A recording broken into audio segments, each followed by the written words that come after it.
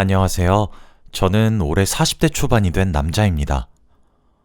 얼마 전에 저희 집에 아주 큰 반전이 일어났어요. 지금 생각해봐도 뒤통수를 세게 맞은 기억입니다. 오늘 여러분들께 제가 겪었던 일을 전해드리고 싶어 이렇게 글을 써요. 저는 평범한 집의 장남이었습니다. 어머니, 아버지, 그리고 여동생, 저, 이렇게 네 가족이었죠. 여동생은 어릴 때부터 공부도 잘하고 바른 성격이어서 대학교를 졸업한 뒤 해외에서 일을 하고 있습니다. 제 여동생은 저희 집안의 자랑입니다. 그리고 전 어릴 때부터 공부를 하고 싶었지만 형편이 좋지 못해서 고등학교를 졸업하자마자 대학교 진학은 꿈도 못 꿨고 바로 공장에 들어가서 일을 배웠습니다. 솔직히 제가 공부머린 좀 있었지만 대학교까지 가버리게 되면 집안이 위태로워질 수도 있었고 무엇보다 여동생이 공부를 못할 수도 있었거든요. 그래서 차라리 제가 공부를 하지 않아도 괜찮으니 여동생이라도 하고 싶은 공부를 마음껏 할 수 있게 해주고 싶었죠. 눈치채셨다시피 전 여동생 바보입니다. 여동생이 해달라는 거면 다 해주고 싶고 사달라는 거면 다 사주고 싶어요. 나이 차이가 좀 나서 그런지 제 눈엔 아직 아기 같고 그렇습니다. 여동생이 처음 해외로 나갈 때 제가 얼마나 울었는지 몰라요. 혹시 사고라도 나면 어쩔까 싶어서 매일 연락하고 걱정했죠. 사실 저희 집 형편이 좋지 못해서 어렸을 때 부모님이 맞벌이를 하셨거든요. 그래서 제가 동생 기저귀도 갈아주고 밥도 먹여주었더니 거의 제가 키운 거나 마찬가지입니다. 제가 남들에 비해 동생에 대한 애정이 좀 남달라요. 동생은 주책이라고, 오빠가 이러면 자기가 더 창피하다고, 걱정하지 말라고 하지만 걱정이 되는 걸 어떡하나요? 동생이 해외에서 일을 하고 있을 때 전 공장에서 어느 정도 자리도 잡고 이제 30대로 들어섰습니다. 그리고 주위에서 하나둘씩 결혼을 하기 시작했죠. 다들 저한테 왜 여자친구가 없냐고 말은 하지만 솔직히 누굴 만나고 싶다는 생각도 없었고 결혼 생각은 더더욱 없었습니다. 그런데 저희 부모님은 저와 다른 생각이시더라고요. 얼른 며느리를 보고 싶다고 매일같이 말하셨습니다. 그러면서 저한테 여자 한 명을 소개받지 않겠냐고 하시더군요. 제발 이번 한 번만 보라며 이 여자가 참하고 성격 좋기로 유명한 여자라면서 이 여자가 마음에 안 들면 다신 선자리를 주선하지 않겠다고 하셨습니다. 저는 다신 여자를 소개시켜주지 않겠다는 말에 홀려서 그 여자의 얼굴도 보지 않고 바로 선을 보기로 했죠. 그 여자와 만나거나 결혼을 할 생각은 전혀 없었고 단순히 식사만 하다가 집으로 돌아가려고 했습니다. 그래서 일 끝나자마자 바로 옷만 갈아입고 약속 장소로 갔어요.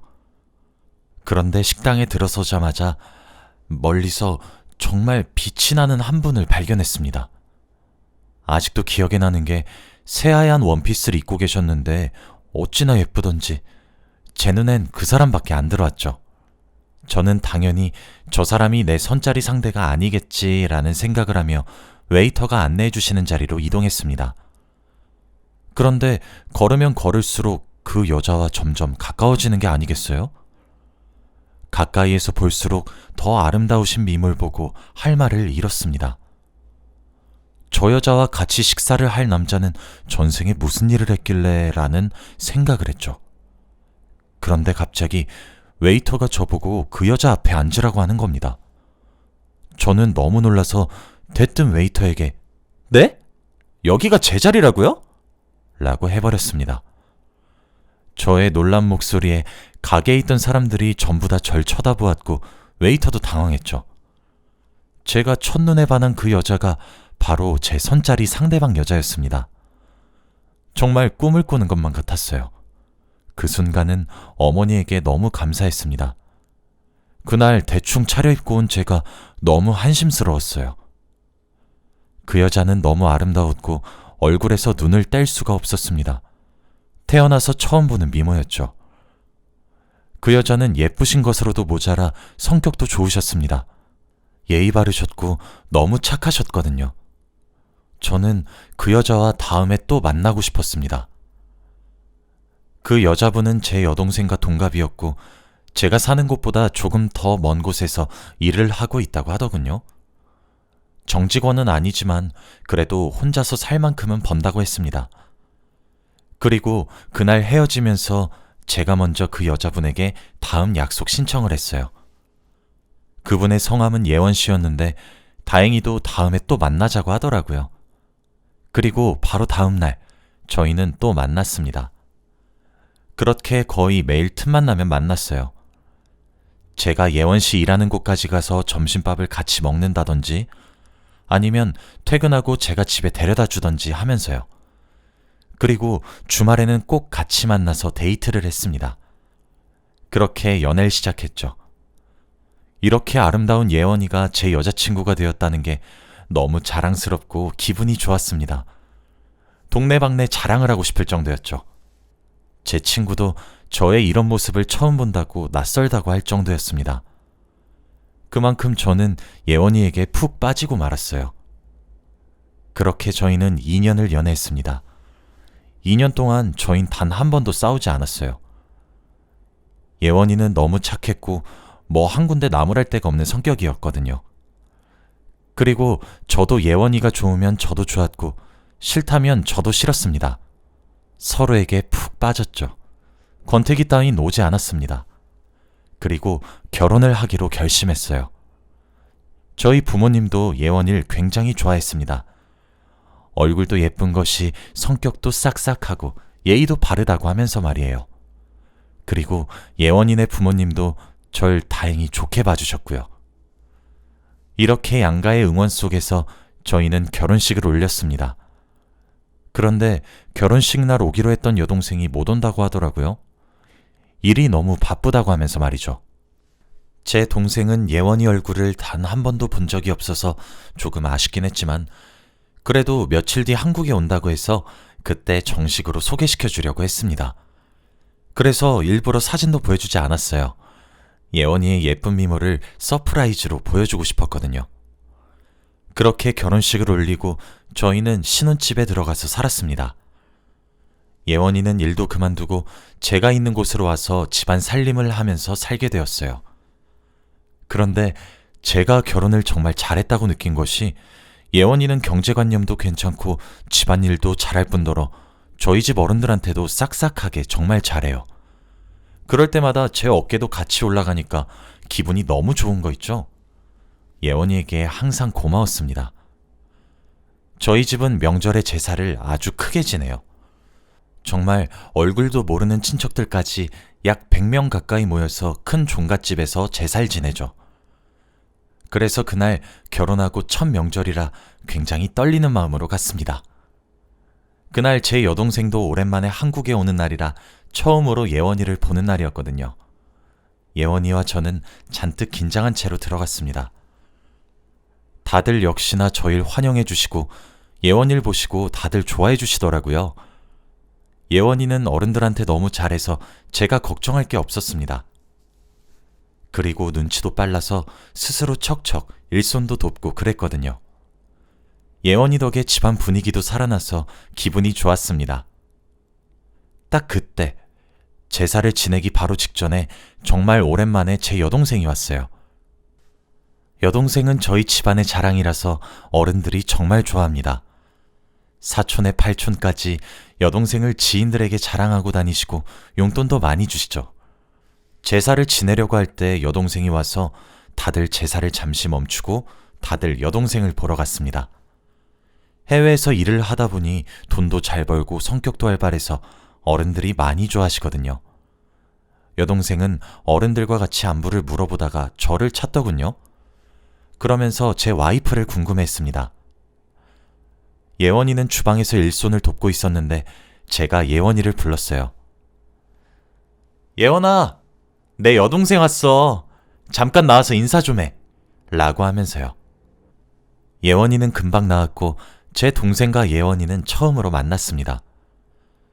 그런데 둘은 눈빛이 이상하더군요.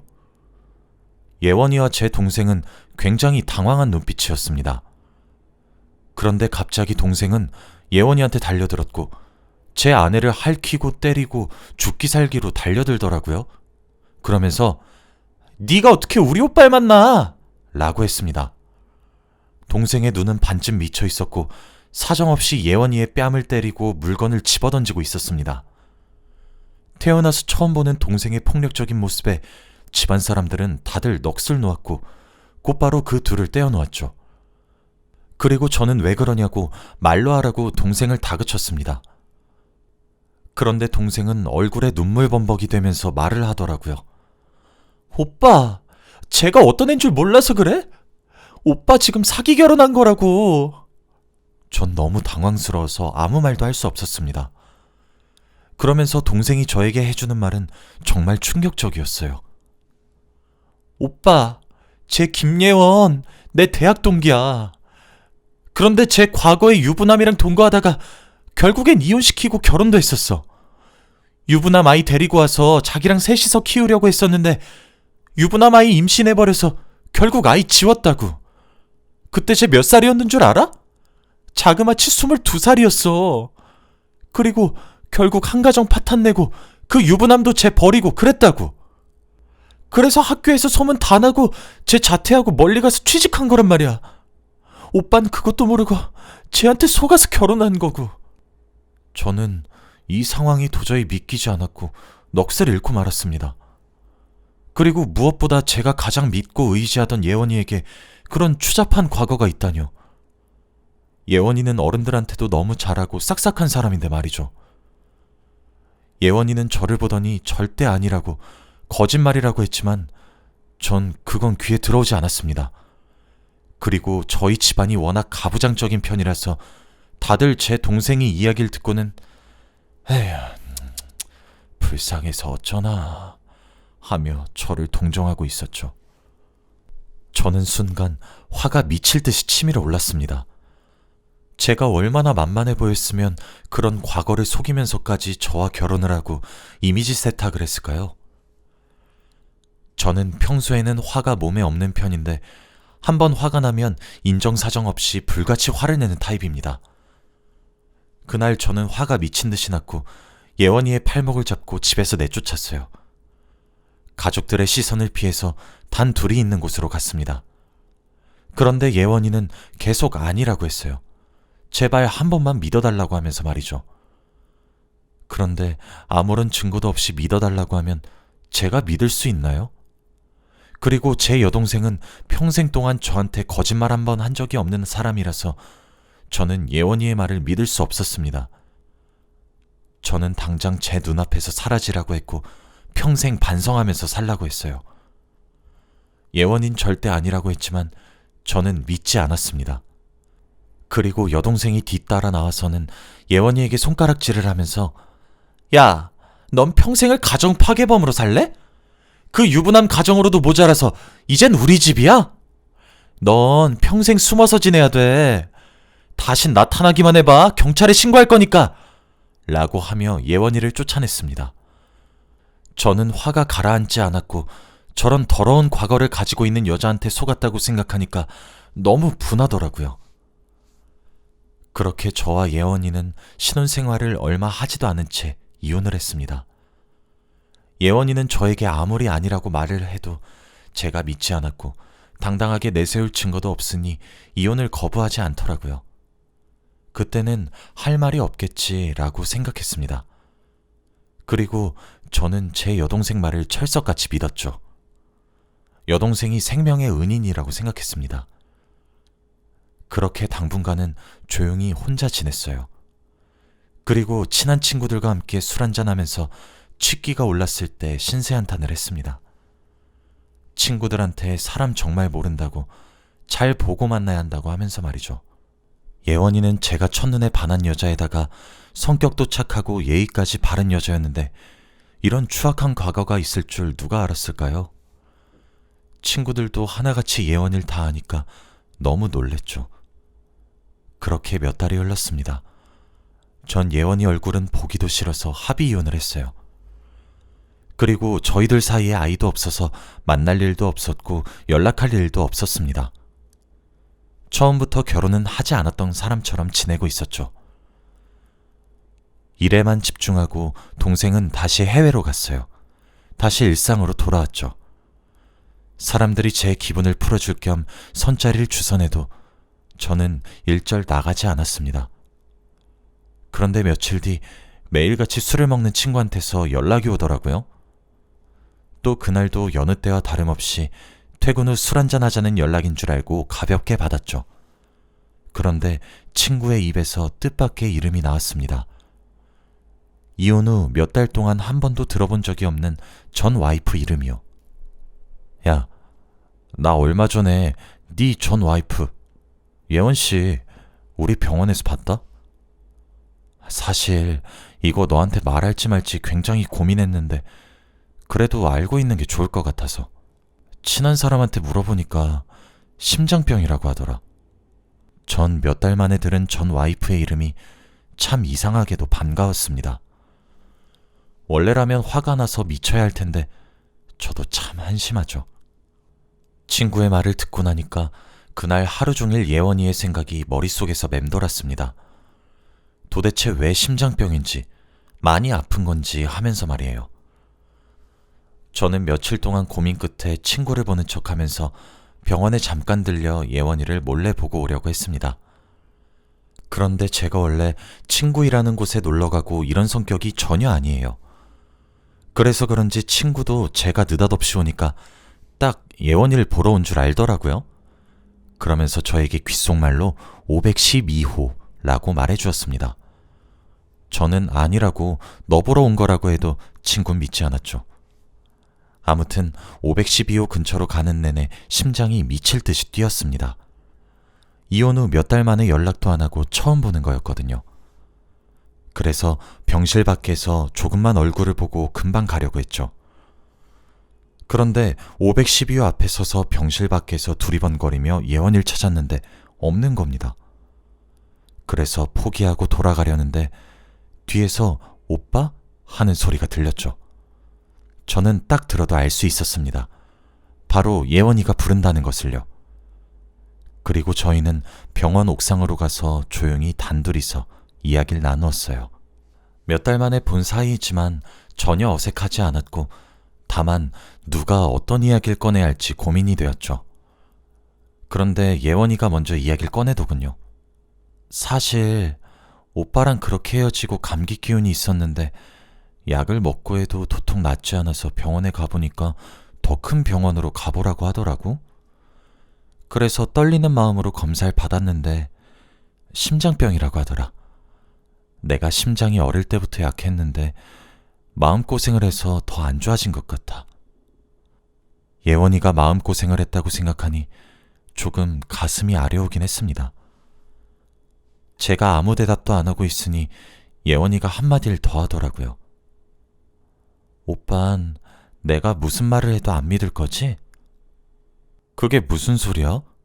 너 나한테 하고 싶은 말 있어? 아니, 그때 그 일.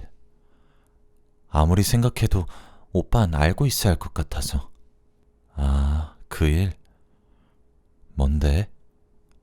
사실 오빠 여동생이 말했던 거 전부 다 거짓말이야. 나 그런 적 없어. 예원이의 말을 듣고 조금 놀랐어요. 그러면서 예원이가 뒤이어 하는 말은 더 충격적이었습니다. 제 여동생과 예원이는 대학 동기가 맞대요. 그런데 대학 시절에 제 친동생이 예원이를 괴롭혔던 왕따 주동자였다고 합니다. 대학교 때 그날 저희 집에서 했던 말 그대로 친구들에게 예원이에 대한 안 좋은 소문을 퍼뜨리고 다녔고 예원이는 아무리 아니라고 했지만 주위 사람들은 이미 제 여동생 말을 철석같이 믿고 있었기 때문에 결국 어쩔 수 없이 대학교를 자퇴하고 가장 멀리 떨어진 곳으로 취직을 한 거래요. 여동생은 저희 집안에서 자랑거리였고 다들 가족들이 조카들에게 여동생처럼 커야 해 라고 하면서 말을 해요. 그런데 여동생은 그렇게 착하고 모범생 이미지로 집안에 굳혀 있는데 갑자기 자신의 과거를 모두 아는 애가 자기 집안에 와서 어떤 이야기를 퍼뜨릴지 모르니 일부러 거짓말을 하면서 예원이를 내쫓은 거라고 합니다. 저는 도저히 이 상황이 받아들여지지 않았어요. 어떻게 이런 일이 생길 수 있습니까?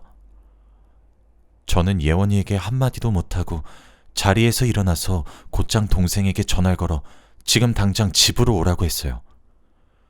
동생은 지금 일하는 중인데 어떻게 가냐며 화를 냈지만 저는 태어나서 처음으로 동생한테 정색을 하고 말했습니다. 동생은 심각성을 느꼈는지 그날 바로 비행기를 타고 다음날 점심쯤에 집으로 돌아왔죠. 그리고 저는 동생한테 예원이에게 들었던 모든 말들을 다 말해서 사실이냐고 물었어요. 그런데 동생은 제가 말을 하면 할수록 동공이 흔들렸고 결국엔 고개를 떨구더라고요. 동생의 행동을 보니 예원이가 했던 말들이 다 사실인 것이 드러났습니다. 저는 화가 미친 듯이 치밀어 올랐고 집 안에 있는 물건들을 다 던졌어요. 차마 여동생만큼은 때리지 못하겠더라고요. 제가 온갖 물건들을 던지면서 화풀이를 하고 있으니 갑자기 동생이 적반하장으로 화를 내더군요. 내가 왜 그렇게 행동했는지 알기나 해? 걔가 예쁜 게 질투났어. 친구들이 다 하나같이 걔만 좋아하고 걔 말만 따르잖아. 그래서 내가 장난으로 그런 소문 퍼뜨렸더니 애들 다 믿더라?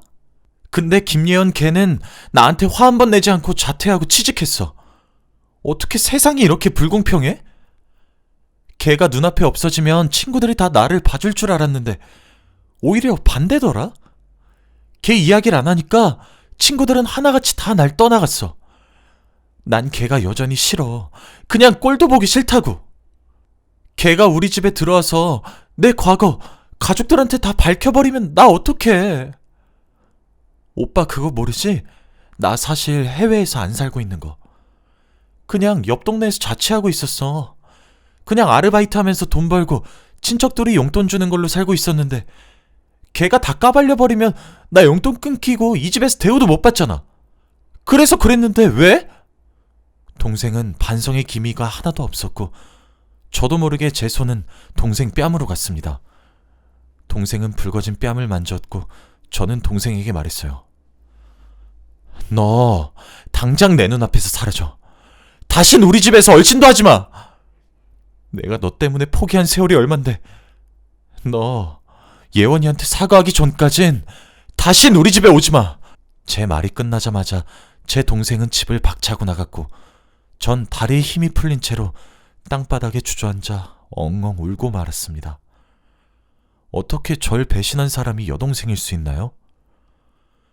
저는 평생 제가 먹을 거 덜 먹고 사야 할 거 사지 않으면서 동생한테 퍼주었고 공부하고 싶은 마음이 엄청났지만 동생한테 양보했는데 말이에요.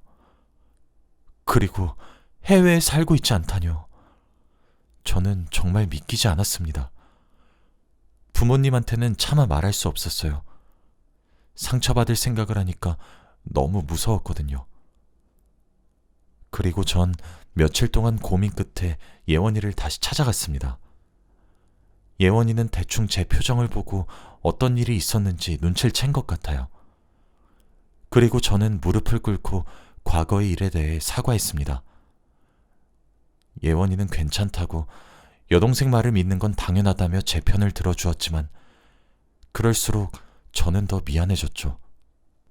그 후로 저는 병원에 자주 들러 예원이의 병간호를 열심히 해주면서 사죄를 했습니다. 지금은 예원이는 약물 치료만 하면 될 정도로 많이 나아져서 퇴원을 했어요. 그리고 저는 차마 예원이에게 다시 만나자고 하지 않았습니다. 다시 만나는 건 양심도 없는 짓이니까요. 그렇게 저희는 서로 각자 갈 길을 갔습니다. 예원이가 평생 행복했으면 좋겠어요. 제 여동생은 제사 때도 집에 한 발자국도 들이지 않았고 가족에게 연락 한 통 없습니다. 옆 동네에서 뭐라고 사는지도 몰라요. 저는 평생 사과할 때까지 봐주지 않을 생각입니다. 여러분도 저처럼 가족에게 뒤통수 맞은 적 있나요? 사람 일은 정말 모르는 것 같습니다. 제 이야기는 여기까지예요. 들어주셔서 감사합니다.